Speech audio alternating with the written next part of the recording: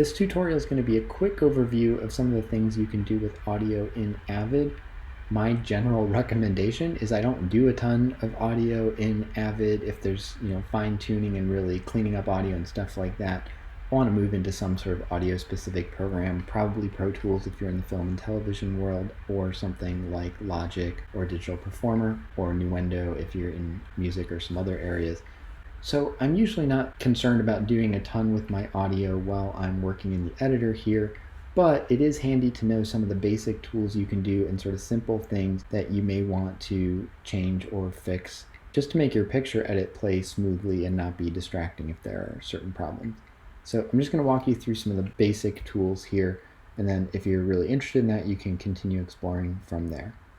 First thing to note is just sometimes I want to be able to see what's going on in the audio. This is particularly handy if I'm doing syncing. And there are some audio options down here in this lower left fast menu, what I always call the hamburger menu. You can see if I go here, I have some options of things I can do, and one of them is audio data, and I can show or not show various things. So a very handy one is to be able to see the waveform, and you can start to see here's maybe where there's some dialogue, and here it's pretty quiet, not a lot happening.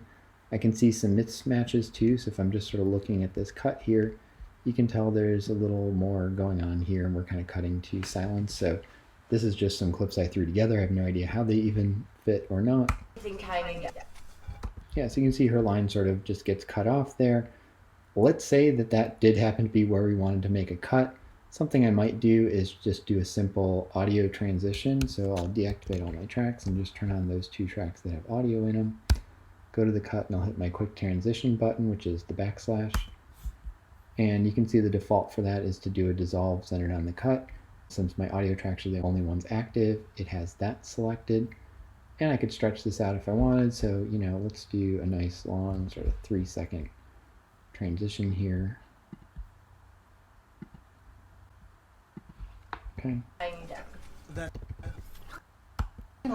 That's right, you don't have anything tying you down. That's right, I don't.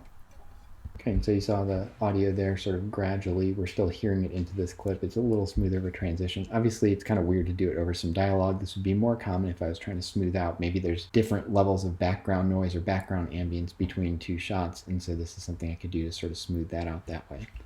So that's one of my basic tools, is just being able to put transitions and sort of smooth out cuts. If there's a mismatch, I can do something like that. It's also very handy to be able to adjust your volume levels. So to do this,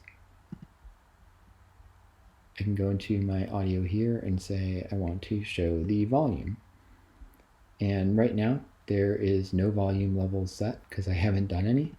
If I stretch out one of these tracks, so I'm going to go over here to the track selector and go to the bottom and hold down Option, and you see it changes to this, which allows me to stretch out a track so I can see more detail here. And you'll notice when I do that, it actually now shows me audio levels. So here's 0, which would be no change. Here's if I want to add some gain, +3, +6, +9, or make it quieter. So 0 doesn't mean it's 0 volume, it just means 0 change. So anything where I pull it above this is I want to make this clip louder. Anything where I pull it down is I want to make it quieter.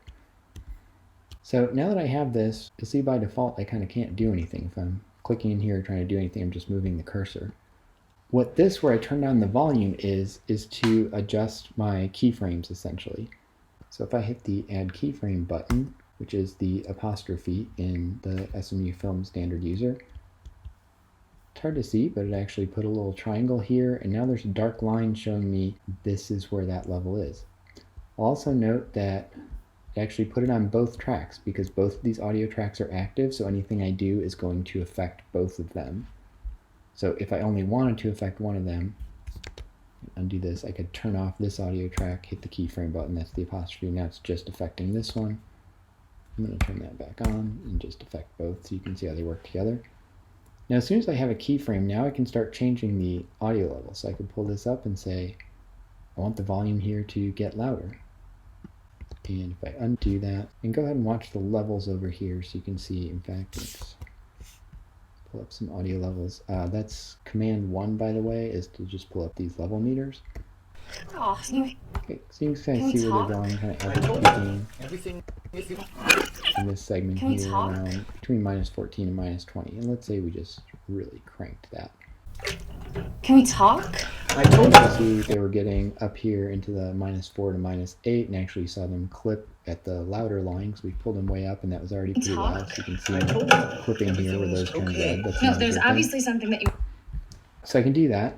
And once I have one keyframe, I can certainly add more. So I could add another apostrophe here and say, you know, I liked that first part being pretty loud, but then this next line is too loud, so let's make another keyframe and pull that volume back down for the second line. So maybe I'm just trying to kind of even out the volume of the lines here a little bit. Can we talk? I told you, everything's okay.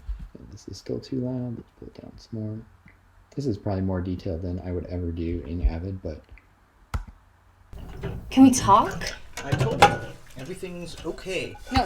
Okay, so you can see the volume there for that second line now is no longer clipping. And then if we're really trying to clean something up with this, say, okay, then the lines get really quiet, so let's bring this volume back up again. Everything's okay. No.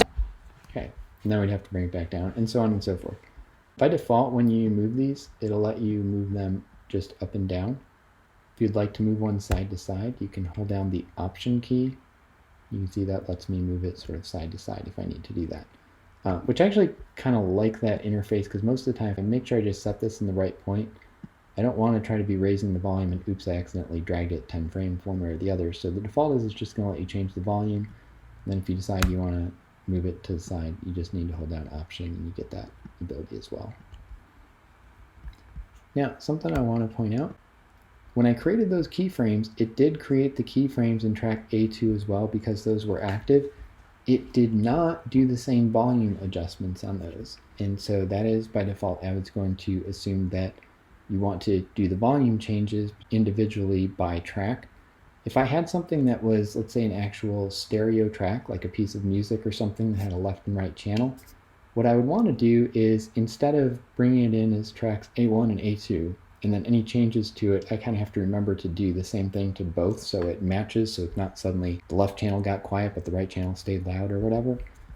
What I could do with that is actually put it in as a stereo audio track. We've talked about the way to add new video tracks, Command Y, audio tracks, Command U. You can also add stereo audio tracks, which is Command Shift U. Or if for some reason I like to do things slowly and don't want to use the keyboard shortcuts, I could go up here to the timeline menu and say new. There's my video track. Here's audio tracks. You'll notice I have the standard mono audio track, or I can add stereo tracks. If I was bringing in something that actually was in 5.1 or 7.1, I could in fact create tracks and bring those directly into Avid. Most of the time that's not something you're dealing with in your picture edit. You'll deal with that in sound, but the capability is there if you want to do it. So there's sort of volume changes via keyframing. I have another way I can adjust volumes here. I go back into audio data and turn on clip gain. And you'll see down here it puts a little icon that's supposed to look like a fader on an audio console. So there's the vertical line that can move up and down, and here's the little thing you would put your finger on to move it. And if I do that, it actually brings up a little fader and I can adjust it and make this louder or quieter. The reason this is called clip gain is because it is done by clip. So it is going to affect this whole length of this clip. I cannot keyframe it, so I can't say just the first part of this clip I want to do this to, and then the later part I don't. I'll show you in a second. There would be an easy way to make that happen, but I can't do it with the clip gain. What the clip gain is going to do is that particular clip from cut to cut, it's going to raise or lower the volume. That is additive with the volume changes I made with my keyframing. So if I'm adding 4 dB here, and then here I'm adding like about 10 or 11, so I'm probably adding 14 to 15 dB of total gain here because I'm adding 4 through the clip gain, and then I'm adding another 10 or 11 through this keyframing. So these are additive and would combine together to do the same thing. Let's say I did want to affect a different part of the clip differently. So, you know, it looks like this first part has some background noise, but then it's going to get into dialogue. And so maybe I just want to pull down the part with the background noise, but leave the dialogue where it is. What I'd have to do for that is make a cut. So I'll hit my H button, and that just splits this into 2 clips. Obviously I could do it with keyframing as well, but if I wanted to do it with the clip gain, I'll do that. And then I could take this first part and, you know, drag that volume down. and take the second part and just leave it where it is, or even if I wanted to bring it up a little bit, I could. And you can see this jump here between the two. That's going to sound like a mismatch. You'll hear the sound jump because it's the same clip. No ball and chain. So not super audible there. If I wanted to smooth that out, I could go back in here and do a little quick audio fade between the two. And center that on the cut. And that would smooth out that volume jump a little bit. Again, this is starting to get pretty detailed and more than I personally would choose to do in Avid, but if you're finishing your project in your editor, then you may need to do some more of these things if you're not going to do sort of true move it over to a sound program and do your post-production audio. Okay, so we got some dissolves, we got clip gain to adjust the overall volume of a clip, and then we have keyframing if you want to, within a clip, kind of have volume changes. And most of the time with keyframing, you're not doing these sort of dramatic right up, right down that I was doing there. You're doing things for sort of more gradual changes. So like, let's say this was a piece of music and I want it to like very gradually fade out. You could grab this and there, let's actually stretch it out even more. And so very gradually, this is just going to sort of get quieter and fade out to nothing. That's often the type of thing you're doing with keyframing. So those are the main audio effects that you might be dealing with somewhat regularly in Avid if you're doing some editing. And they're largely these things kind of cleaning up the audio volume levels and making things flow a little smoother so there's not these huge jumps in audio level between clips and stuff like that. I'll show you a couple other things that are available here if you wanted them, although again, I wouldn't generally use them here. We have other programs that are designed to work with audio. And this is one of those things where it's kind of knowing the right tool for the job. Any professional editing software at this point has some decent audio tools built into it that you can work with and make things happen. A lot of times, just because you can do it doesn't mean it's going to work as well or be as easy to do as it would be to do in a program really designed to work with audio. And the reverse is true as well. Depending what version of Pro Tools you're in, it is possible to do some video editing within Pro Tools. And on rare occasions, I've done that if, there was some last minute change to the picture edit and we already had the rest of the sound done and it was literally just, oh, we cut out this chunk or we stretched the credits by this long and we just need the soundtrack to go a little bit longer or something like that. You can make a quick video change, but I would never try to edit my video in Pro Tools because even though it may have that capability, it's super inefficient and awkward. That's not what it's designed for. And I would say editing audio in Avid or Premiere is not to the same degree of obnoxiousness, but you're not really using exactly the right tool to give you the most power and make it the easiest on you. And one particular thing I want to note with that in terms of audio is picture editors are always designed to work by the frame. So if I wanted to move this keyframe, I can move it one frame, another frame, another frame, another frame. But if I want to put it like between these, I can't do that. Or move my cursor over here. When we're looking at this, if I want to cut out just this little bit of the audio, I can't. It's smaller than a frame and I can only edit at the frame level. Whereas your audio editors are designed to allow you to edit down to the sample level, which in this case is 48K sessions, 48,000 places per second where you can edit it. So you can fine tune things much, much easier. And if there's some little glitch that you want to get rid of or really just get the timing of something exactly right or cut out just a specific portion of audio, it's much easier to do because you don't have this restriction of I can only cut on frame lines. So if I wanted this piece of dialogue, looks like it starts here. If I didn't want any of this stuff beforehand and just wanted to start here, I can't do it in this software. I could easily do this in Pro Tools or Logic or something. Okay, but I'll get off my soapbox and show you the last couple audio things that are available here. So one is just in my tool sets. If I click over on audio, you'll see it looks a little different. Here's that same audio meter tool pulled up. And a couple things here in my mixer. You can see these levels have already been adjusted. Those are showing me my clip gain. So if I go back here and I go here, you can see this jumping, showing that on track A1, I've made some adjustments to the clip gain. So here it's below 0, and then it's going to come up a little above 0, and then it's going to go up even a little higher. So you can see those, and you can also see how it jumps right at that cut mark. If I wanted to pan these tracks, so if I had something happening and I want to actually move this with somebody's walking across the screen or a car drives by, I do have these panners here, so I can grab this and pan something 100% left or 100% right, or put it back to the middle, just say mid. So I can do that with any of these. That is also going to be clip specific. So if this is panned hard left here, as soon as I jump to the next cut, it goes back to the midpoint.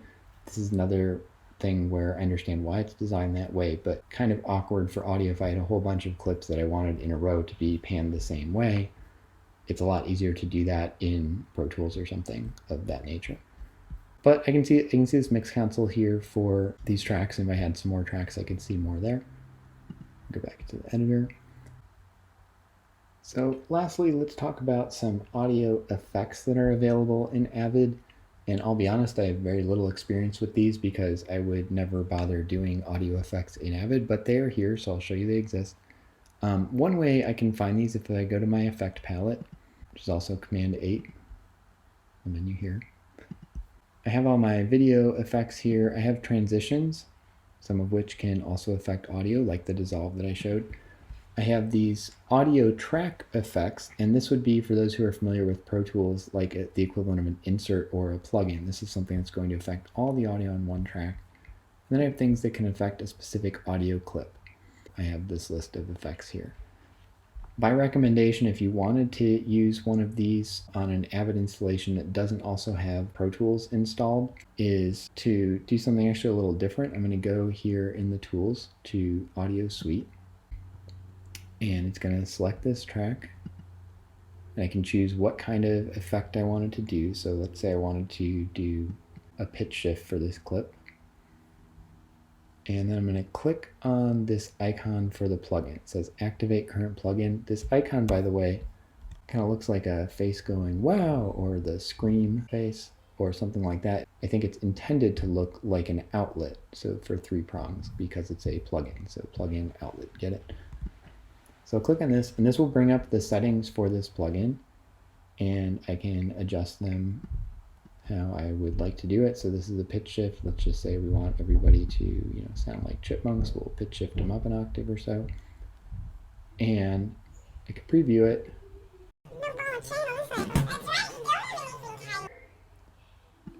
And hit OK, and that will sort of save that.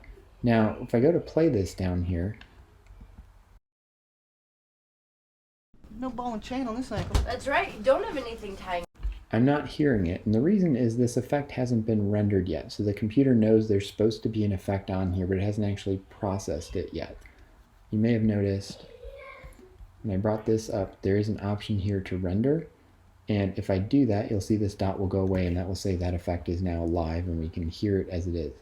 A render is used for something that your editing software can't process live as it's playing. It's too processor intensive or would take too long or something like that. It's telling you, hey, you won't see or hear this effect until it's been rendered, and the rendering is literally creating a new piece of media. So somewhere on your computer there would now be a file that is this piece of media with this pitch shift put onto it, and when it gets here, instead of playing the original clip, it's playing that rendered clip. That's what a render is. If I go to export this, I will be able to hear it. It will render all the effects before it does the export. If I want to be able to hear this now, I can just hit render, and take a second and render it, and then I can close this, and you see that little blue dot went away. By the way, in my transition here, you see a green dot. A green dot means something that hasn't been rendered, but that it can play live, that Avid has the processing capacity to just make this effect happen in real time, even if it's not rendered. So now if I go back here, I should be able to hear that pitch shift. That's right. You don't have anything tying.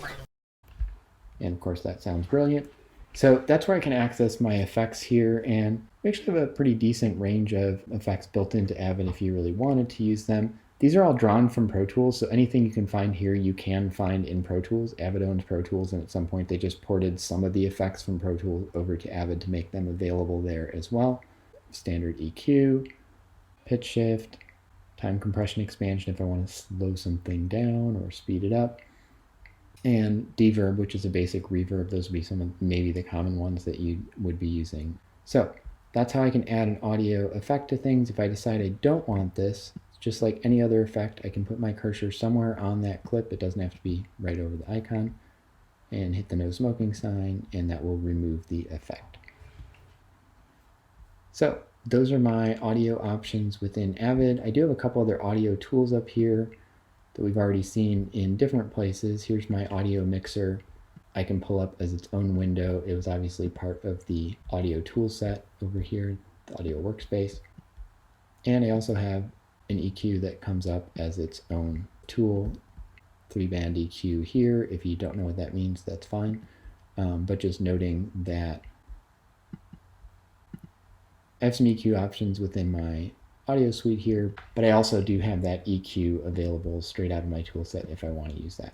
So those are our audio tools within Avid. I don't expect you would be using a ton of them, but now if you need to do some basic audio work and particularly some simple level matching or basic mixing with just some keyframes to kind of get your levels where you need them to be, that's how you do it. Most common thing that probably almost all of you will encounter at some point is if I have these dialogue tracks and then let's say I grab a piece of music and lay that in, the music will often be recorded louder than we would want it to play under the dialogue. It's going to kind of drown everything out. So that would be a place where I'd want to go into my clip gain or my keyframing and really bring those levels down. Reminder of the way you can access these things is under the audio data here on the fast menu on the timeline. And I will say personally, the waveform I find so useful that I've just mapped a keyboard key to that so I can quickly turn them on and off. And the reason is I like to be able to turn them on because sometimes it's really useful to be able to see the waveform depending how many tracks you have going and how zoomed in or out you are. So if this was like a feature film and I was zoomed way out to kind of see the whole length of the feature, it can actually take some processing power to keep drawing all those waveforms. So I might turn them off when I don't need them, do my editing, then I get to a point where I need some waveforms and I quick hit a keyboard button and they can pop up for me. So that's audio, the end.